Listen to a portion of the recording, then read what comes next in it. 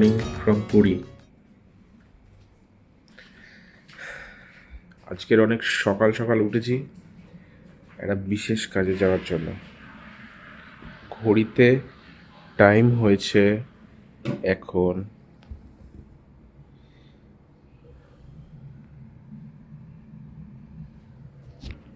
উল্টো দেখাচ্ছে, এই যে বার্থডে বয় ঘুমোচ্ছে। তো আজকে প্ল্যান হচ্ছে আমরা যাব হচ্ছে জগন্নাথ মন্দিরে। জগন্নাথ মন্দিরে গিয়ে পুজো দেবো। কালকে রাত্রেবেলা আমি এক পান্ডার সাথে কথা হয়েছে, ওনার সাথে উনি বললেন যে আপনি যদি সকাল 6টার সময় আসেন তাহলে আপনার মন্দিরের ভেতরে অন্তত বসে শান্তিভাবে শান্তিপূর্ণ পুজো দিতে পারবে। তো আমরা সেইভাবেই সকালবেলা ঘুম থেকে উঠে রেডি হচ্ছি, ঠিক 6টার দিকে বেরিয়ে যাব।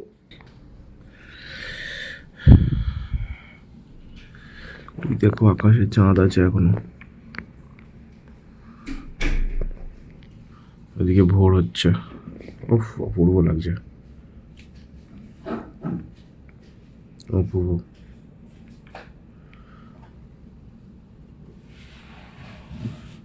দারুণ লাগছে।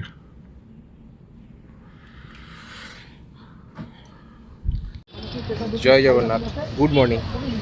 গুড মর্নিং ফ্রম জগন্নাথ মন্দির। আমার পিছনে দেখো কি আছে, এই যে সোনাই রেডি হয়ে গেছে।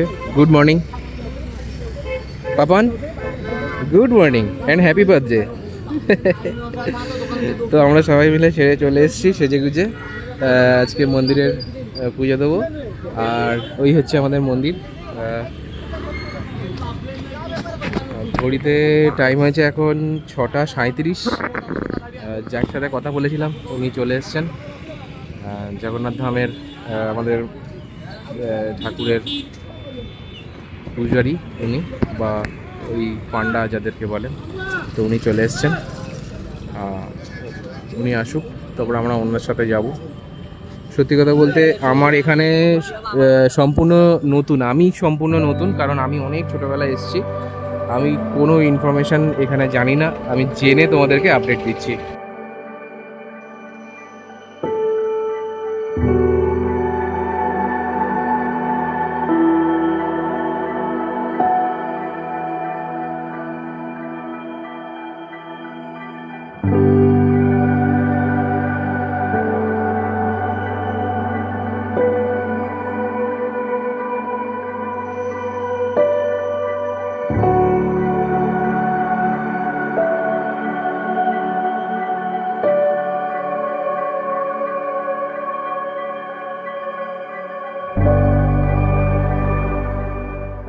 উড়িষ্যার পুরী, প্রথমে নাম শুনলেই মনে আসে সমুদ্র আর জগন্নাথ মন্দির।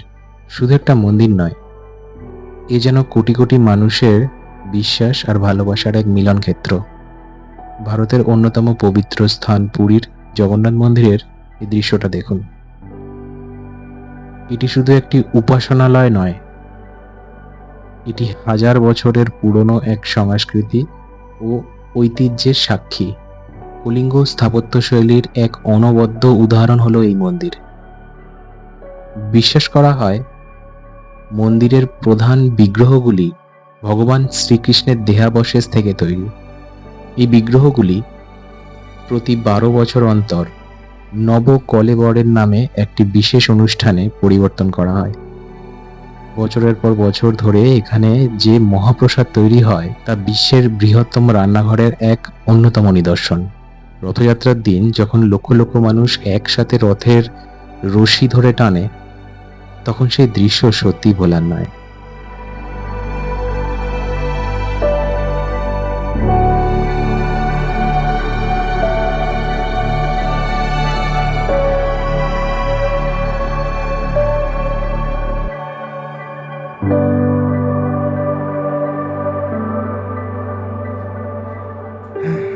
তো মন্দিরে পুজো দিয়ে আমরা চলে আসলাম। মন্দিরের ভেতরে তো ক্যামেরা নিষিদ্ধ, তাই জন্য আমরা ওখানে কোনো ভিডিও বা ফটো কিছুই করতে পারিনি। ফটো তোলার অপশান ছিল কিন্তু এত রোদ ছিল ওখানে, ফটো আমরা তুলতে পারিনি। শুধু রোদ, রোদের সাথে মানুষ পিলপিল ভর্তি, মানে পিলপিল করছে মানুষ। তো যাই হোক, মন্দিরের অভিজ্ঞতা বলি কিছু। মন্দিরের আগের দৃশ্য যা তোমরা দেখলে, তার থেকে আমি এবারে আমাদের প্র্যাকটিক্যাল অভিজ্ঞতা বলি। মন্দিরের হিস্ট্রি তোমরা শুনলে, এবারে আমার প্র্যাকটিক্যাল আর সোনাইয়ের প্র্যাকটিক্যাল অভিজ্ঞতার কথা বলি। প্রথম কথা, যখন মন্দিরে এন্ট্রান্স নিচ্ছি তখন মানে জাস্ট আমি ফিল করছি যে ওয়াও, মানে ওখানকার লোকজনেরা সত্যি ভীষণ হেল্পফুল। একবার বললে দ্বিতীয়বার তোমার কাছে হয়তো আসে না, যে মানা করে দিলে মোটামুটি শোনে। এরম নয় যে পুরী বা পুরী বলছি, দীঘা বা অন্যান্য যে সমস্ত জায়গা আছে সেই সমস্ত জায়গায় যেমন আমাদের পান্ডারা বা দালাল যাদেরকে বলে, তারা যদি খুব করে, তারা খুব বিরক্ত হই আমরা, একবার বললে বারবার জিজ্ঞাসা করে। এখানে সেই জিনিসটা হয় না। এখানে তুমি যদি পান্ডা ধরে নিয়ে যাও, তুমি যদি একবার বললো যে হ্যাঁ আমার আছে, তোমাকে ভিআইপি রাস্তা দেখিয়ে দেবে। কিন্তু ভিআইপি রাস্তাতেও এত ভিড়, সাধারণ মানুষ যারা যাচ্ছে তাদের তো হ্যাটস অফ করতে হয় যে ওরা অতক্ষণ এই রোদ, দুপুর 6টা-7টার সময়, মানে 6টা-7টার সময় এখানে যা রোদ, সেই রোদের মধ্যে দাঁড়িয়েও তারা অতক্ষণ দাঁড়িয়ে আছে। না জানি তারা কখন ঢুকতে পারবে ভেতরে, আর ঢুকতে গেলেও তাদের হুড়োহুড়ি করে ঢুকতে হচ্ছে। সেটা ছেড়ে দিলাম। আমরা ঢুকতে গিয়ে সোনাই তো বোধহয় পায়ে চাপা খেলো, ওর গেছে পায়ের হাতটা, জানি না কি হয়েছে, ব্যথা হচ্ছে খুব। এক্ষুনি বরফ ফরফ দেওয়া হলো। যাই হোক, ছেলেটা পিছে যাচ্ছিল লিটারেলি। মানে আমরা ভিআইপি লাইনে দাঁড়িয়ে আছি, তারপরেও ছেলেটাকে যাই হোক কষ্ট সৃষ্টি করে, মানে আমি ভেতরে ঢুকে গেছি, ওরা পিছনে ঢুকে গেছে। তো তারপরে অনেক করে ভেতরে ভিড়ের মধ্যে ঢুকলাম। ঢোকার পরে ওখানে গিয়ে দাঁড়িয়ে আছি, দাঁড়িয়ে থেকে সব কিছু হলো। হওয়ার পরে যখন লাস্টে আমরা ঘুরে এসে খুব শান্তিপূর্ণভাবে পুজো দিয়েছি, মানে বসে ওখানে বেশ কিছুক্ষণ দাঁড়িয়ে থেকে সব কিছু ঠিক আছে, সব এভরিথিং ইজ ফাইন। বাট আমার বক্তব্য হচ্ছে একটা জায়গাতেই, ভগবানের আবার টাকার ব্যাপার। সুভদ্রা, জগন্নাথ, বলরাম সবার আলাদা আলাদা চার্জেস। মানে এটা আমি এটা তো আমি তোমার আগেই বলেছি, এটা এটা ঠিক আছে, মানে কোনো ঠিক নেই এটা। এটা এটা কি, মানে এরকম জায়গায় কোনোদিন প্রত্যেকের আলাদা আলাদা টাকার হিসাব রয়েছে। এই ভগবানের এই রেট, মানে আমি তাকে যদি একটু বেশি টাকা দিই, সে আমাকে বেশি আশীর্বাদ করে দেবে, এরকম একটা ব্যাপার। তবে আমার মনে হয় যে প্র্যাকটিক্যালি এই জায়গাতে পুজো দিয়ে আমাকে মগজ ধোলাই করলো, ব্রেন ওয়াশ করা হলো যে আপনি কোন বস না। ভগবানের কী রকম কী দেবেন, পুজো দেবেন। তো আমি বললাম যে এখানে কীভাবে পুজো দেওয়ার প্রসিডিওর আমি জানি না। তো ওরা বললো যে এখানে এই রকম এরকম, শুধু পুজো দিতে গেলে একরকম চার্জেস, আর যদি অন্নদান করতে হয়, মানে আপনার টাকাতে কাউকে ওর কোনো, যারা পুজো দিতে আসতে পারে না বা বধির কানা খোড়া, তাদেরকে ওরা খাওয়াবে, অন্নদান করবে, ওই টাকাতে খাওয়াবে। তো আমি বললাম সেটা তো আরও ভালো আইডিয়া, অন্নদানের চার্জেসটা নিয়ে আসুন। অন্নদানের চার্জেস আনলো তার থেকে আরও ধরো 2000 টাকা 1000 টাকা বেশি, মানে 1100 টাকা থেকে মিনিমাম স্টার্টেড। তো যাই হোক, আমি জগন্নাথের শুধু পুজো দিয়েছি, যেহেতু উনি বললেন যে জগন্নাথ মন্দিরে এসছো, জগন্নাথের পুজো দেবে না, বলে যায় সেই জন্য জগন্নাথের পুজো আমাকে বললো 4581 টাকা। তার সাথে ভেতরে ঢুকতেই একটা কি একটা ধাঁইকিড়ি করে একটা মারলো, আর একটা বললো যে এখানে 500 টাকা ফেলো, 500 টাকা ফেলো, 500 টাকা ফেলো, বলেই একটা কি একটা চাবি মতন দিল, গোল্ডেন টাইপের, বললো এখানে 500 টাকা ফেলো। হ্যাঁ, 500 টাকার চাবিটা দেখা, এটা 500 টাকা নিয়েছে। এই যে চাবিটা, এই চাবিটা 500 টাকা দাম। যাই হোক, এই 500 টাকা ওখানে চলে গেল ফাট করে। আমাকে আবার পান্ডা এসে বললো যে এইখানে আপনারা ওইভাবে টাকা দেবেন না, তাহলে আপনি ঠকে যাবেন। আমি বললাম ঠিক আছে, আমি টাকা দেবো না। আর ওখানে ওখানে যেতে ওনারাই গাইড করছিল, খুব ভালো ছিল। পান্ডা যিনি যেনাকে আমি হায়ার করেছি, উনি যথেষ্ট ভালো। আমি ডেসক্রিপশান বক্সে সব নাম্বার টাম্বার দিয়ে দেবো ওনার। উনি যথেষ্ট ভালোভাবে কথা বলে বুঝিয়ে আমাদেরকে গাইড করেছে। ইনফ্যাক্ট উনি বরঞ্চ উল্টে বলছিলেন যে আপনি এখানে দেবেন না, ঠিক আছে। তো ইভেন ওনার অত নেই, উনি নিজেই পূজারি, ভেতরে বসে থাকেন।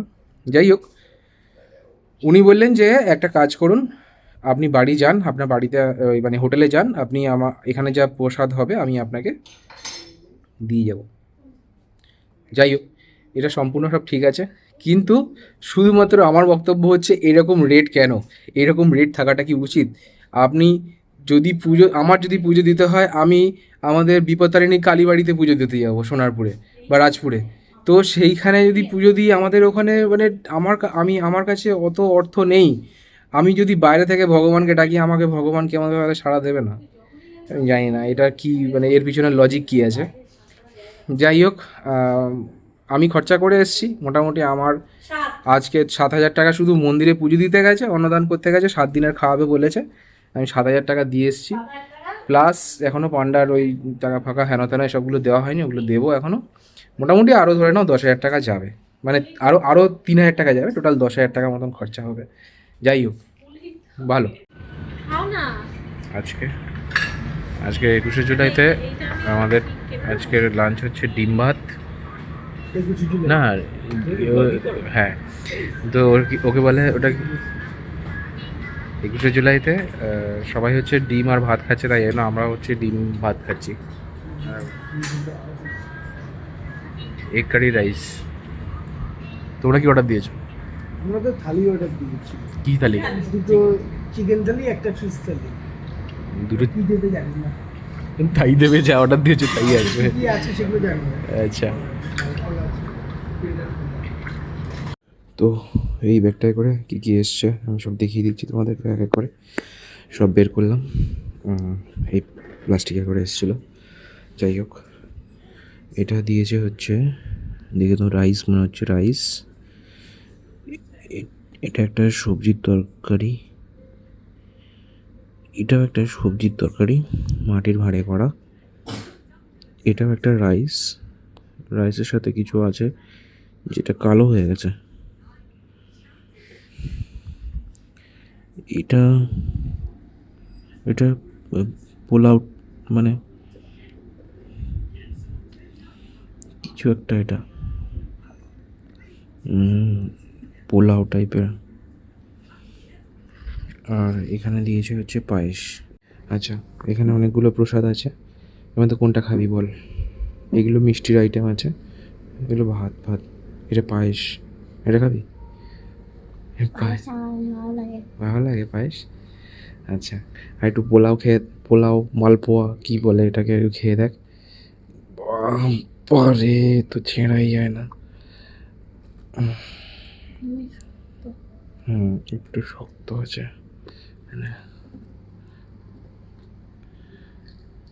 মিষ্টি, দারুণ খেতে।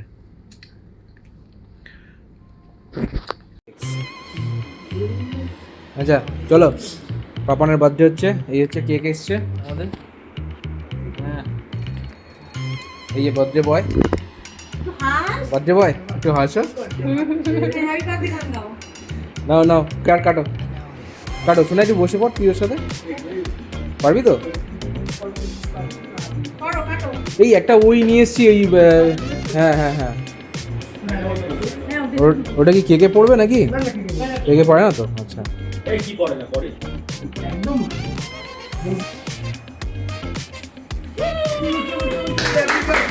Happy birthday.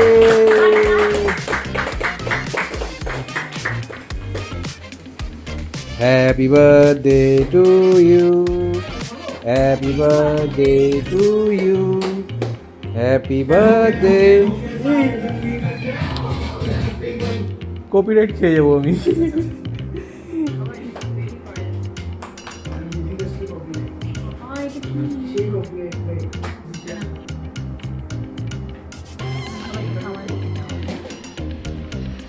তো এখন একটু এই লনটা একটুখানি দেখছি, যাই। পাপানার আমি বেরিয়েছি, লনে যাব। এই দেখ, আয় মাঠে খেলবো, এদিক দিয়ে।